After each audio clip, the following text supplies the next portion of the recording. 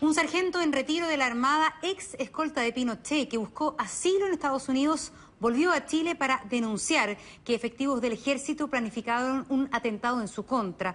Todo habría sido hecho con el fin de presionar al almirante Merino, quien dudaba de apoyar al general Pinochet para el plebiscito del sí y el no. La intrincada historia que marcó el fin del gobierno militar en El reportero de Jorge Hans. El 1 de julio del 86, Temístocles Gajardo Flores se preparaba para ver las noticias en su departamento en el segundo piso de este bloque, en Estación Central. Sus vecinos sabían que todos los habitantes del sector poniente del edificio pertenecían a la Armada, pero nadie sospechaba que Gajardo integraba la CNI, menos que llevaba 4 años en la seguridad de avanzada del general Pinochet.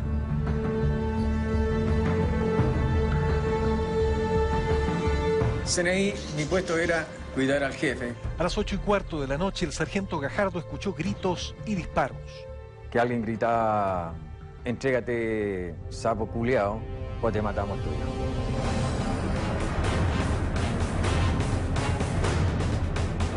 De inmediato pensó en un ataque terrorista. Junto a su mujer, su hija de 10 años y su hijo de 5 se refugiaron en su departamento. Su hijo mayor, que jugaba afuera, no alcanzó a entrar y fue ayudado por un vecino mientras una lluvia de balas caía sobre el edificio. Me acuerdo de que ese día nosotros hacíamos un patrullaje por calle 5 de Abril. El 1 de julio del 86, Ricardo Riveros era conscripto y conducía un camión con una patrulla del Regimiento Libertadores. Nosotros salíamos a controlar las protestas, o sea, a disolver las protestas. Como soldados, como conscriptos, nosotros mandamos. Al llegar a 5 de abril, la patrulla fue atacada con piedras. De acuerdo al expediente archivado en el segundo juzgado militar de Santiago, su compañero y amigo, el conscripto Mauro Hernández, vio que un sujeto con casaca roja les apuntaba con un arma de fuego y corría hacia un pasaje. Yo andaba en un camión que era un camionino, era más o menos ancho, así que me costaba meterme por el pasaje. Lo empezaron a disparar. ¿Con toda la patrulla? Con toda la patrulla atrás, claro. Y cuando desembarcó la patrulla, un compañero lo hirieron. Y la gente arrancó hacia unos departamentos que habían ahí. El primer soldado que llegó, el mismo que resultó herido, declaró que los atacantes se refugiaron en el departamento del sargento Gajardo. Por eso habrían disparado con fusiles ametralladora durante unos 20 minutos. Una ráfaga de tiro la alcanzó. Mi esposa tiene en este momento inutilizada su pie izquierdo. No puede caminar, se le inflama su pie y mi hija, ambas piernas fueron atravesadas a balazo. Mientras atendía a su hija, el sargento escuchó que iban a detonar una bomba. Entonces usó su pistola y disparó a través de la puerta. Hizo de la escopeta y yo más o menos mis disparos eran dirigidos de esta manera hacia allá. Más tarde, cuando se asomó al pasillo, Temístocles vio militares y pensó que habían llegado a rescatarlo. Después supo que el mismo oficial que los envió al hospital estaba al mando de la patrulla que acribilló su departamento. Estaban ahí en todos estos lados, y aquí está el señor Titus, Fernández Titus, dirigiendo que ese era el blanco, que esa puerta que quedaba. El teniente Pedro Fernández Titus estaba al mando, el mismo que al día siguiente, a unas 15 cuadras de distancia, protagonizaría el cruento episodio de los jóvenes quemados. Aún hoy, los vecinos no se atreven a hablar por temor a represalias, pero aseguran que Fernández estuvo ahí desde el comienzo.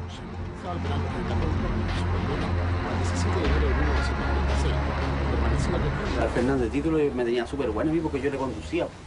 Pero el conscripto Riveros no acompañó al teniente Fernández al día siguiente, cuando otra patrulla del mismo Regimiento Libertadores detuvo a Rodrigo Rojas y Carmen Gloria Quintana, los jóvenes manifestantes que terminaron gravemente quemados y abandonados en el camino a Quilicura.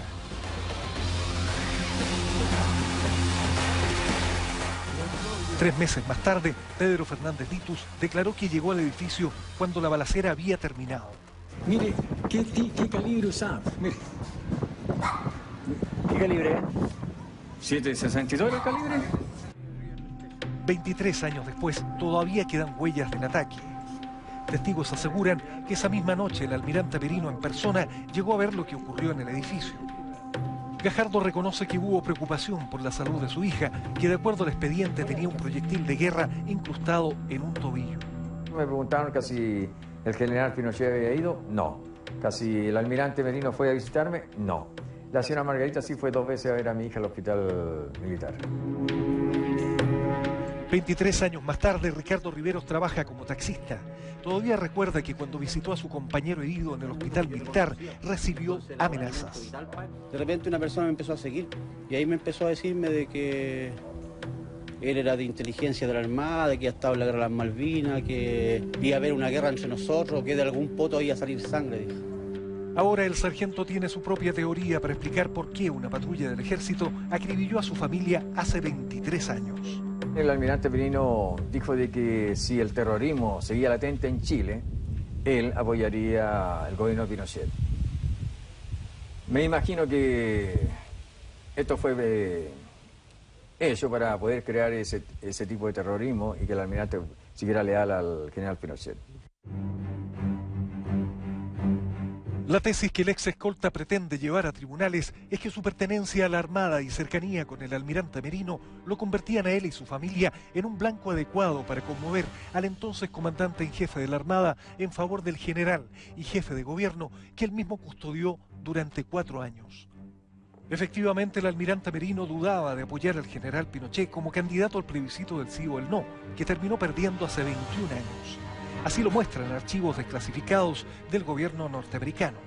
También declaraciones de esa época. Almirante, si el presidente Pinochet se presentara candidato el año 89, ¿la Armada lo apoyaría? No le puedo decir porque no estamos en el año 89. Cuando estamos en el año 89 yo le cuento. 3 años después de la balacera y con su familia todavía convaleciente, el sargento fue destinado a la misión naval en Washington. Con respecto al sargento Gajardo y a su familia, quiero decir que la Armada le prestó todo el apoyo necesario, principalmente desde el punto de vista médico, como es parte de la política institucional de apoyar a nuestra gente y nuestros servidores. Y reiterar que el caso judicial está en la justicia militar, segundo juzgado militar de Santiago. El sargento asegura que aunque no trabajó durante 2 años, recibió su sueldo en dólares en el Banco Rix. Pero desde el comienzo sintió que él y su familia se habían convertido en un estorbo.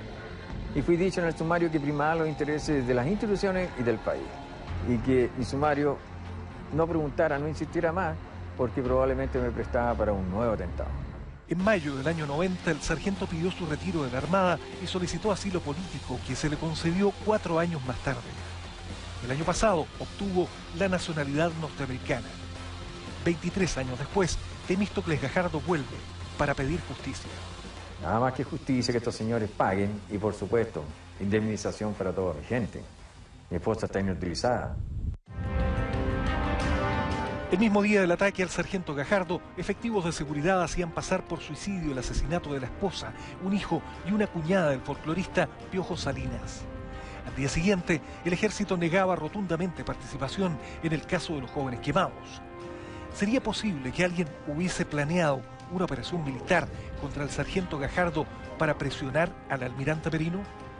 En eso no puedo decir nada porque no tenemos esa información y no nos compete tampoco decir algo relacionado con el caso judicial. Mauro Hernández, el conscripto que llegó primero al edificio y resultó herido, pasó 10 años en rehabilitación y se dio de baja con una pensión mínima. Ahora vive en un país vecino dedicado al comercio. Ascendido a capitán, Pedro Fernández Litur cumplió 600 días de presidio por el caso de los jóvenes quemados. Salió de Punta Peuco y recibe una pensión de invalidez por estrés posguerra. Hace un año renunció a sus derechos como sostenedor de un colegio, propiedad de su familia materna. Consultado al respecto, declinó pronunciarse sobre estos hechos. El ejército tampoco estimó conveniente referirse a lo ocurrido hace 23 años. Temístocles Gajardo contrató a un abogado norteamericano para impulsar la reapertura del proceso, que se sobreseyó definitivamente sin encontrar responsables en enero de 1994.